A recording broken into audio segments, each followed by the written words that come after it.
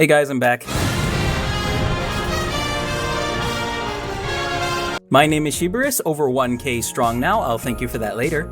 And welcome to another mock showcase. I genuinely didn't expect the first one to blow up the way that it did, so thank you. And today I come to you with another beast of a build, the FLAMMAGE T15 Battlecraft. I'm sure that everybody remembers these from back in 08, the forbidden fruit that tantalized you from Target, Walmart, and Toys R Us shelves. This arc was intended as the end of the first half of the greater story, and here most of us were thinking that this would be the end, on par with a mid-series finale of sorts. Because when you look at everything that Greg, Faber, and them were talking about for the future of the brand, it was pretty clear that they fully intended for Bionicle to keep going strong for a while. The introduction of these big and expensive machines was a clear sign for the future of the brand. They were going to start going bigger, better.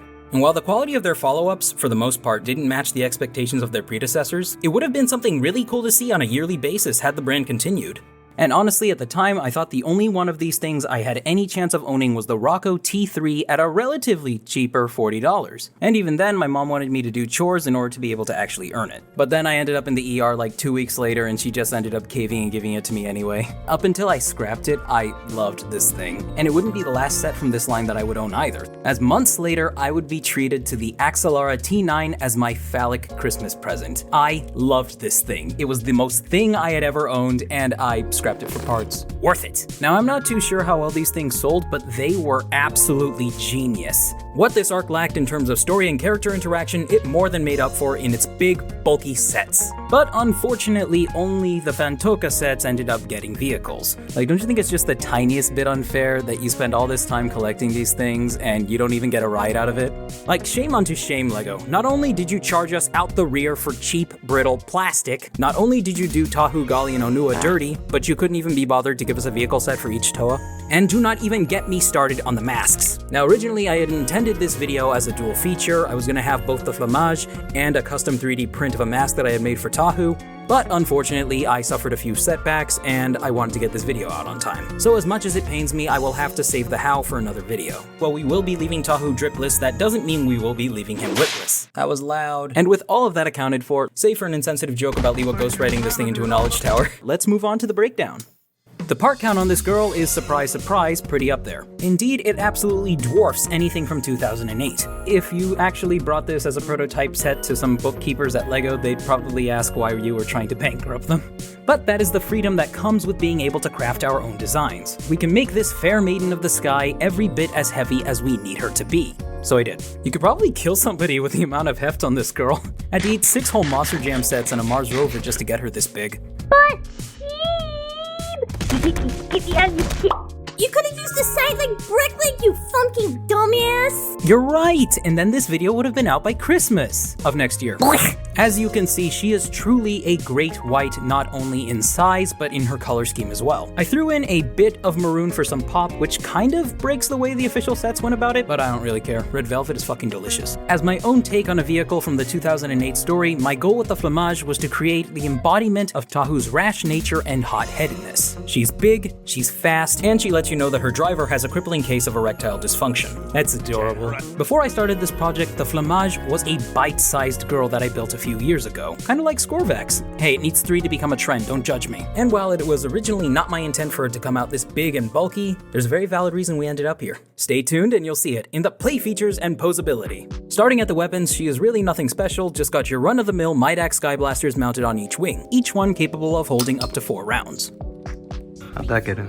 The wings actually flip up and down with the help of this ball socket right here, and the connection is sturdy enough to keep them in place mid-flight.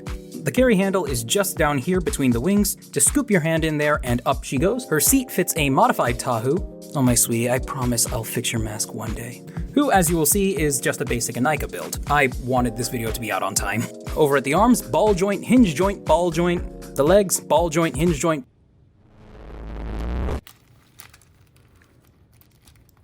Cheap, brittle plastic. Ball joint, the head, ball joint, swivel, and he plugs in at the hands and feet like so. Just looking at this girl, you may be wondering just what the heck her gimmick is. The Axelara had a whole mess of gear functions, the Rocco had flip-down wings, and the Jetrex had flip-down wings.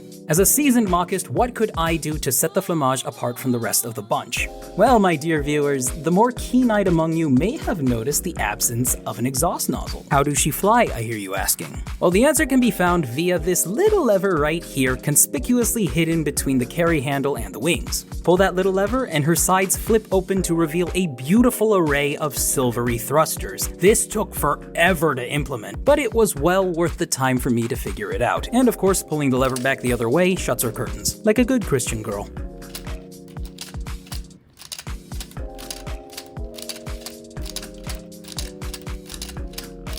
That doesn't stop being fun. And wrapping all of that up, we move on to the design changes. Starting out this project, I went back to a cute little craft that I built a few years ago. The overall shape was nice, I liked the front of the design especially, and I figured it would be a good starting point. I would proceed to obliterate 80 to 90% of the design behind the front, keeping that part mostly intact as I really liked it, and then finally trashing it at the end of the development. One thing I was not too fond of when it came to the original design was my lack of any kind of play feature or gear function. At the time, I just wasn't competent enough to build that. So with this, I knew that I wanted to do something, though I had very little idea of what I actually wanted to implement at the time, so I started brainstorming. I prototyped out this little engine pod meant to slide out of the hull and expand into a bunch of thrusters. It was so short-lived a prototype that I didn't even bother taking pictures of it, so here's a little mock-up I did in MS Paint. Beautiful, ain't it? It looks like shimped. You should see what it looks like when I actually try.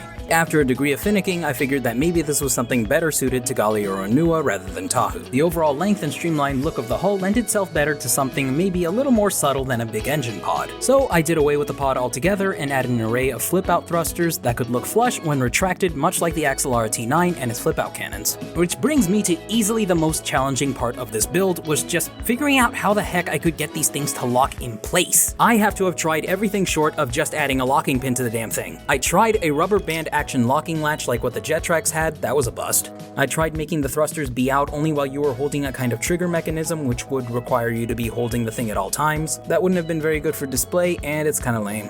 After drinking a bit of tea and thinking on it for a while, an idea hit me. I was thinking too much in 2 dimensions. I decided to assemble a kind of pole gear with a few of these L-shaped pieces on it, and assembled that vertical to the main function. And this actually worked out perfectly. 175% disassembly later, and we reached the promised land. Oh my god, I was so happy to figure that out. Onto the seat, the original was very basic and looked just fine on the OG model, but naturally, as she grew, the cockpit had to change in order to better accommodate her new length. And many of you might remember that community post I put up where she has a cockpit very similar to the Jetrax T6. That design featured a canopy that could open towards the front and could be left up via its connection to a Technic piston, as you can see here. But once again, I looked at it and it just didn't mesh with the craft at all. It stuck out like a tumor. I needed something long and streamlined to fit the rest of the build. So I grabbed what spare parts weren't already being used in this beast and slapped together what more or less could be described as a motorcycle seat with a windscreen. I'm not sure about everyone else, but when I think about the hunk of man that is Tahu, I see someone who acts a little more quickly than he thinks. If the Axelara T9 represents Liwa's unity and command of his element, then the FLAMMAGE would represent Fire's wild and uncontrolled nature. A sporty seat like this was absolutely perfect for everybody's favorite Toa of Fire. God damn it, dude, that looks fucking hot. It's like legs on a woman. Or cleavage on a man. Some guys just look better with tits, what can I say? Onto the wings, I had these 2 mounts for the guns on the sides that I really wanted to do more with, but they were just flexing way too much whenever I set her down. I wound up just reinforcing it at the base, which made it a lot stronger when you combined it with the handle in the middle that also added a good degree of support. And finishing off the wings, I gave her this adorable little set of landing gear right beneath the guns. You might have noticed by now, but she kinda looks a lot like a plane.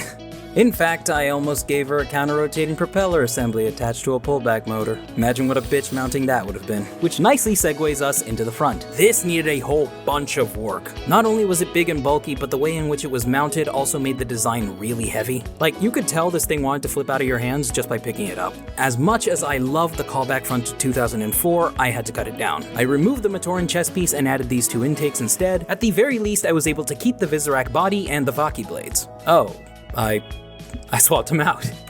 Please do not panic, these blades are simply on loan to the FLAMMAGE, as Toa himself is perfectly safe. Just the sheer amount of heft on this little lady is enough to give your delicate feminine arms one hell of a workout. Which brings us to the size comparison. We got Liwa, Pohatu, the limited edition Jetrax T6, Miss Stephanie, my previous mock the Creep of the Deep Scorvax, and the Axelara T. Wait, the fuck? I destroyed. Merry Christmas, motherfunker. Aww. You used my card, didn't you? Fuck money, I stole it! God damn it. Perfect. All we need now is the Rocco T. Oh. You know what's funny was I actually bought this thing with the intention of finishing it with the parts that I already had, but I kind of ended up just gutting it even more, so nobody's perfect, I guess. Even with the green machine missing, seeing the three of these together is a bit of a trip. The Axelara is graceful in all of her crimson glory, the Jetrax has got those two beefy engine pods just screaming that she goes fast, and the FLAMMAGE is big, rugged, and tanky. I can just imagine the Toa encountering 6 of these oversized dinner lids upon entering the Codex, one of them rolling back to reveal this big, beautiful beast, which provides a buttery smooth segue into our lore section.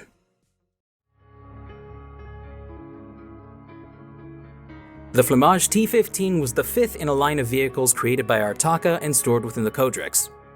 And that's it! 2008 pretty much hammered out the rest of the story for you. Just imagine it, but Tahu had a vehicle. This finale gave us a ton of cool sets and the worst joints made of the cheapest plastic, and now I can set this one next to 2 of them and imagine there was an extra, even more expensive beast.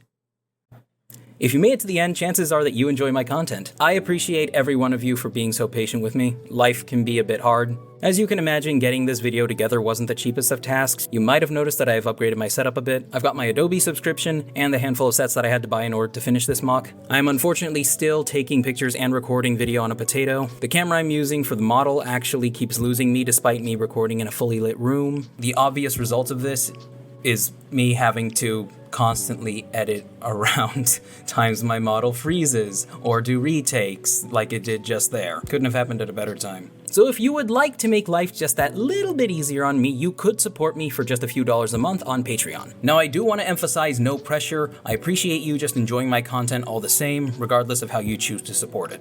This is only if you really want to support my content. You get sneak peeks and gags from videos in the works, along with progress updates on my mocks and other projects. I will reiterate that just watching my content really is enough. Knowing that there's actually an audience for my stuff out there makes me want to take this really seriously. And I've already made a few friends as a result of this channel. A shout out to Razor, Kuji, and Noma, you guys are great. You know something, chums? That Axelara wasn't cheap! You stole it. So head on over to Patreon right now and give us your phone. No!